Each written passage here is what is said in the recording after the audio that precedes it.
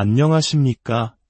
미래를 위한 지혜로운 선택, 인생 설계 시간입니다. 우리 모두의 마음속에는 편안한 노후에 대한 막연한 기대와 함께 한편으로는 깊은 불안감이 자리 잡고 있습니다. 과연 얼마나 있어야, 얼마를 모아야 우리는 비로소 안심하고 은퇴할 수 있을까요? 최근 캐나다의 한 주요 은행에서 발표한 자료는 많은 사람들에게 충격을 안겨주었습니다.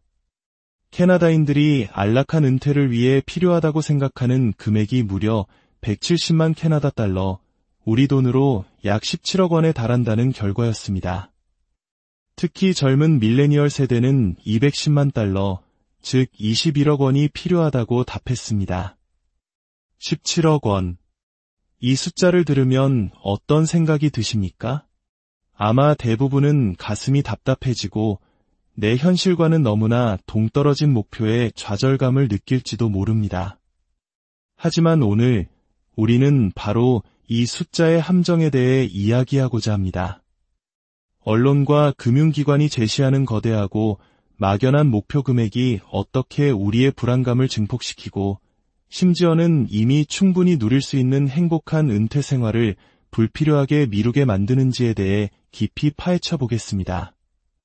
오늘 이 이야기가 끝날 때쯤 여러분은 왜 그토록 거창하고 두려운 숫자들이 반드시 필요한 것은 아닌지, 그리고 어떻게 스트레스나 조급함 없이 자신감 있게 나만의 은퇴 계획을 세울 수 있는지에 대한 명확하고 현실적인 시각을 갖게 될 것입니다.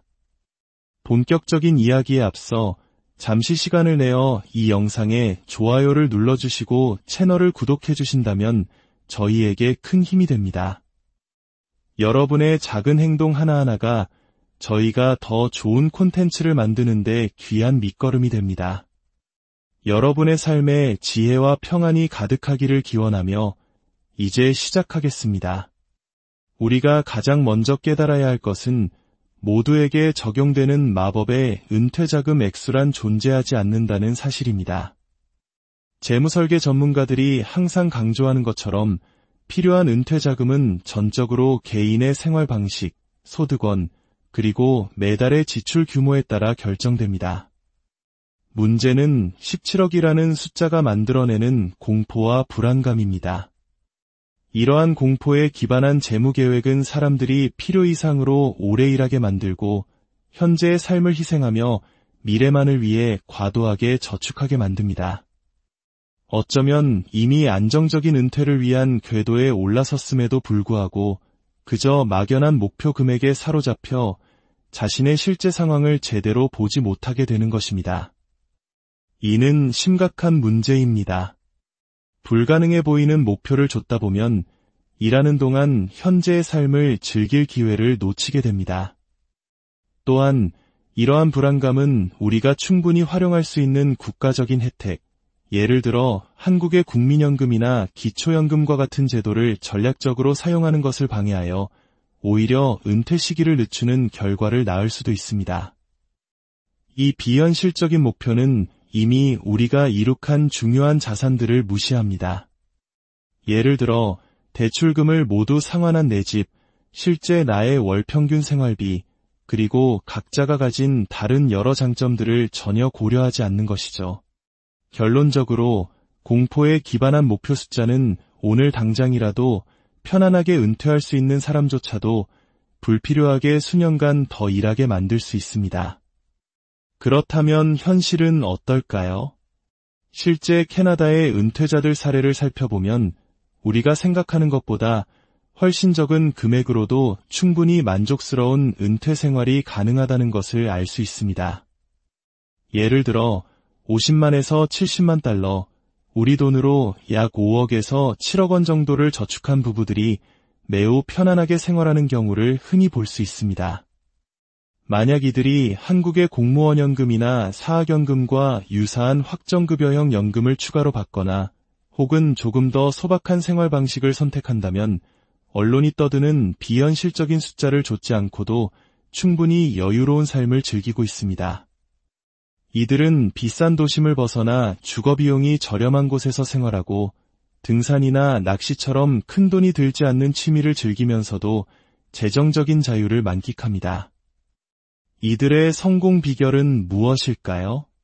바로 17억 원을 어떻게 모을까가 아니라 내가 가진 것으로 어떻게 편안하게 살 수 있을까에 초점을 맞추어 현실적인 계획을 세웠다는 점입니다.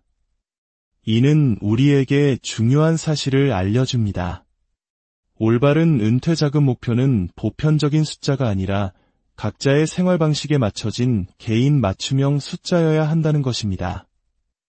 소박한 라이프 스타일을 기반으로 한 계획은 달성 가능한 저축 목표를 통해 편안한 은퇴를 가능하게 합니다. 막연한 불안감 대신 실제 필요에 집중함으로써 스트레스를 줄이고 종종 더 이른 시기에 은퇴할 수 있게 됩니다.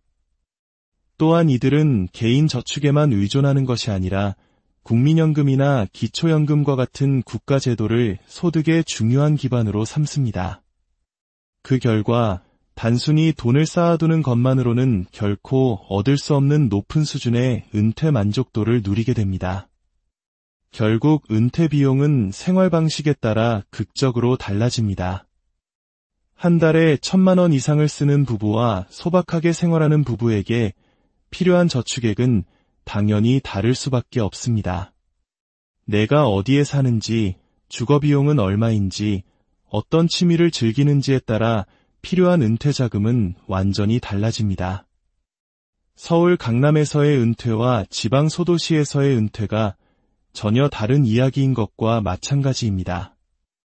잦은 해외여행이나 사치품 소비는 은퇴 필요 자금을 수천만 원에서 수억 원까지 쉽게 변화시킬 수 있습니다.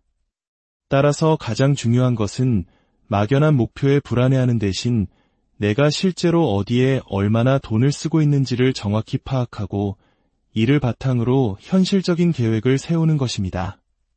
그렇다면 막연한 총의 목표 대신 어떤 기준을 사용해야 할까요? 많은 재무 전문가들이 소득 대체율 7080% 법칙을 현실적인 기준점으로 제시합니다. 이는 은퇴 전 월 소득의 7080% 정도를 은퇴 후에도 유지하는 것을 목표로 하는 방식입니다. 이 계산법이 합리적인 이유는 은퇴 후에는 자연스럽게 사라지는 비용들이 있기 때문입니다. 예를 들어 출퇴근 교통비, 직장 생활에 필요했던 유류비, 매일 사 먹던 점심값 등이 더 이상 들지 않게 됩니다. 동시에 은퇴 후 늘어날 수 있는 여가 비용, 예를 들어 여행이나 새로운 취미, 혹은 자녀나 손주에게 주는 선물과 같은 재량적 지출을 추가로 고려하여 즐거운 은퇴 생활을 계획할 수 있습니다. 이 방법을 사용하면 언론에서 말하는 무시무시한 헤드라인 속 숫자보다 훨씬 낮은 현실적인 목표 금액이 드러나는 경우가 많습니다. 이는 당신의 실제 생활 방식과 필요를 반영하고 국민연금과 같은 공적연금 혜택, 그리고 비과세나 세액공제 같은 세금 혜택까지 모두 고려하기 때문입니다. 이제 캐나다의 사례를 통해 우리가 왜 더 적은 돈으로 은퇴할 수 있는지, 그리고 이것이 한국의 상황과 어떻게 연결되는지 살펴보겠습니다. 사실 캐나다인들은 여러 면에서 미국인들보다 은퇴 준비에 유리한 고지를 점하고 있습니다. 그리고 놀랍게도 그 이유들은 우리 한국인들에게도 매우 익숙한 것들입니다. 첫째, 전 국민 의료보험 제도입니다. 한국의 국민건강보험처럼 캐나다의 보편적 의료 서비스는 은퇴 후 발생할 수 있는 막대한 의료비 부담을 덜어줍니다. 이는 미국 은퇴자들이 겪는 가장 큰 재정적 재앙 중 하나를 원천적으로 차단하는 강력한 안전망입니다. 둘째, 튼튼한 공적연금 제도입니다. 캐나다의 CPP OAS는 한국의 국민연금과 기초연금처럼 모든 국민에게 보장된 소득 기반을 제공합니다. 이는 개인이 전적으로 책임져야 할 사적 저축의 부담을 크게 줄여줍니다. 셋째, 다양한 세금 혜택 계좌입니다. 캐나다의 TFSA나 RSP는 한국의 IRP나 연금저축펀드처럼 세금 혜택을 통해 자산 증식 속도를 높여 은퇴 준비를 훨씬 효율적으로 만듭니다. 이러한 장점들 덕분에 캐나다 은퇴자들은 비슷한 수준의 은퇴 생활을 위해 미국인들보다 30%에서 많게는 40%까지 적은 저축액을 필요로 한다고 합니다.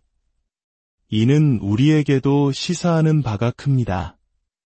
우리 역시 훌륭한 건강보험 제도와 국민연금이라는 든든한 사회 안전망을 가지고 있습니다. 이를 제대로 이해하고 활용하는 것이야말로 막연한 불안감에서 벗어나는 첫걸음입니다. 자, 이제 여러분의 현실적인 은퇴 필요 자금을 계산하는 구체적인 단계를 알려드리겠습니다. 두려움 대신 자신감을 갖고 차근차근 따라 해보시기 바랍니다. 1단계, 현재 지출 내역 파악하기. 가계부를 쓰거나 카드 내역을 분석하여 지난 6개월에서 1년간 매달 평균적으로 어디에 얼마를 썼는지 정확히 파악합니다. 2단계, 은퇴 후 변화 예상하기. 주택 대출 상환이 완료되는지, 자녀 교육비 부담이 줄어드는지, 반면 여행이나 취미 활동으로 지출이 늘어날 부분은 없는지 등을 고려하여 1단계에서 파악한 지출 내역을 조정합니다. 3단계, 원하는 삶을 위한 추가 비용 더하기. 평소 꿈꿔왔던 취미나 정기적인 국내외 여행 등 여러분의 은퇴 생활을 풍요롭게 만들어줄 선택적 지출 항목을 추가합니다. 4단계, 공적연금 예상 수령액 확인하기. 국민연금공단 홈페이지에 내 연금 알아보기 서비스를 통해 은퇴 후 매달 받게 될 국민연금 예상액과 기초연금 수령 가능 여부를 확인합니다. 5단계, 부족한 금액 계산하기. 2단계와 3단계에서 계산한 월필요 생활비에서 4단계에서 확인한 공적연금 수령액을 뺍니다. 바로 이 차액이 여러분의 개인적인 저축, 즉 연금저축이나 IRP 혹은 다른 투자자산으로 충당해야 할 금액입니다. 이러한 체계적인 접근법은 막연한 공포를 걷어내고 불필요한 목표 설정을 피하게 해줍니다. 그리고 여러분이 언제쯤 은퇴 준비가 될 것인지 공포에 기반한 계획보다 훨씬 더 빠르고 명확하게 보여줄 것입니다. 오늘 우리는 대부분의 사람들이 잘못 알고 있는 은퇴 자금의 진실과 우리가 생각보다 훨씬 적은 돈으로도 행복한 노후를 보낼 수 있는지에 대해 알아보았습니다.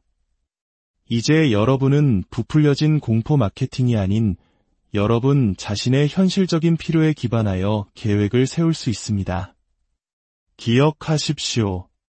은퇴 준비는 불안감 속에서 거대한 숫자를 좇는 경주가 아닙니다. 그것은 나 자신의 삶을 이해하고 우리가 가진 장점들을 최대한 활용하여 자신감 있게 미래를 설계해 나가는 지혜로운 여정입니다. 두려움이 아닌 현실에 기반한 지혜로운 계획으로 여러분의 행복한 노후를 만들어 가시길 진심으로 응원합니다. 지금까지 인생 설계였습니다.